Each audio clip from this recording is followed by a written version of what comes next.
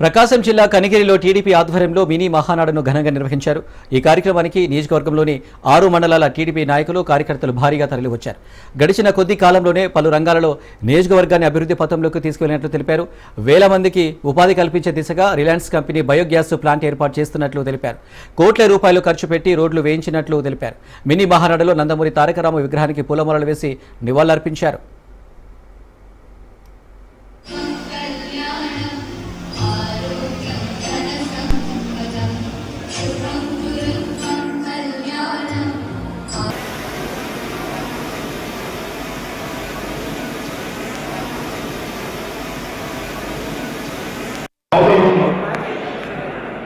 మా పేరు కూడా అక్కడ ఆ రూపంలో చైర్స్ ఉన్నాయి.